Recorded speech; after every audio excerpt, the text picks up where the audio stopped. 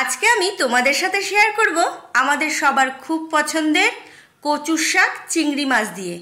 ভিডিওটা খুব ছোট্ট, খুব বেশি বড় করব না। ভিডিওটা তোমরা স্কিপ না করে পুরো ভিডিওটা দেখো। হ্যালো ফ্রেন্ডস, নতুন আরেকটি রেসিপি নিয়ে তোমাদের সামনে চলে এলাম। নতুন আরেকটি রেসিপিতে সবাইকে অনেক স্বাগত। তো কচুর শাক রান্না করতে আমি কচুর যে ডাঁটা হয় সেটা খোসা ছাড়িয়ে খুব ছোট করে টুকরো করে কেটে নিয়েছি।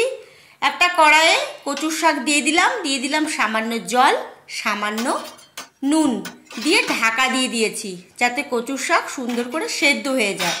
ঢাকা সরিয়ে নিলাম। কচুর শাক সেদ্ধ হয়ে গেছে, জল ঝরিয়ে নেব। চিংড়ি মাছ কেটে ধুয়ে পরিষ্কার করে নেব। কড়াই বসিয়ে দিয়েছি, কড়াই ভালো করে গরম করে নিয়েছি। দিয়ে দেব সর্ষের তেল। তোমরা এই রান্নাটা সর্ষের তেল দিয়ে করবে। গ্যাসের ফ্লেম হাই রেখেছি। চিংড়ি মাছ ভালো করে ধুয়ে পরিষ্কার করে রেখেছি। দিয়ে দেব স্বাদ অনুসারে নুন, দিয়ে দেব হাফ টিস্পুন হলুদ গুঁড়ো। হলুদ নুন দিয়ে চিংড়ি মাছ ভালো করে মাখিয়ে নেব। এবার আমি চিংড়ি মাছগুলো ভেজে নেব। চিংড়ি মাছ ভাজতে খুব বেশি সময় লাগে না। তো মাছগুলো ভেজে তুলে নেব। তোমরা চাইলে হালকা করে ভেজে নিতে পারো। আমি মাছগুলো একটু ভালো করে ভেজে নিলাম। তো মাছগুলো ভাজা হয়ে গেছে, তুলে নেব।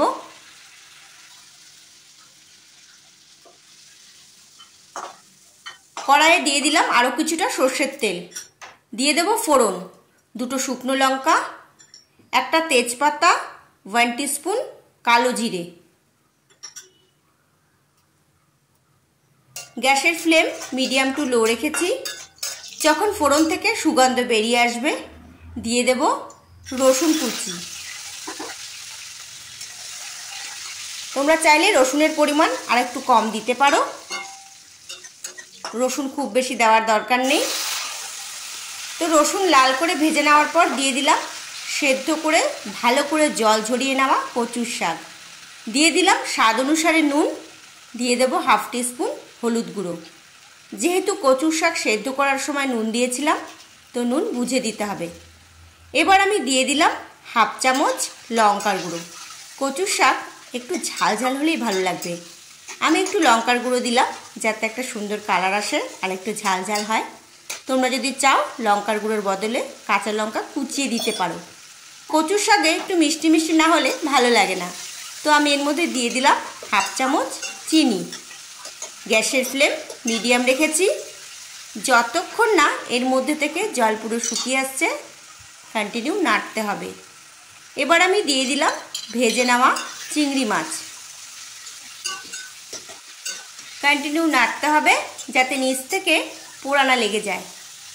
যতক্ষণ না এর মধ্যে থেকে জল পুরো শুকিয়ে আসছে ততক্ষণ রান্নাটা করে নিতে হবে। বন্ধুরা, দারুণ একটি রেসিপি। তোমরা দেরি না করে এই রেসিপিটি বাড়িতে একবার হলেও অবশ্যই ট্রাই করে দেখো।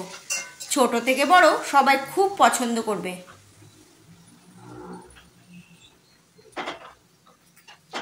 তো কচুর শাক আগেও আমি অনেকভাবে তোমাদের দেখিয়েছি।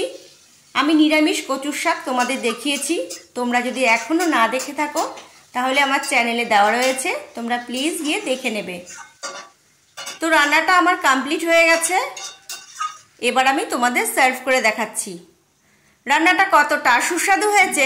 এটা আশা করি তোমরা দেখেই বুঝতে পারছো। বন্ধুরা, কচুর শাক একদম রেডি হয়ে গেছে। আমি এখানে একটু ভাত নিয়েছি।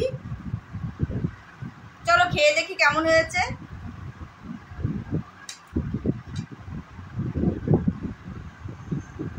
আহা, যা ভালো হয়েছে না।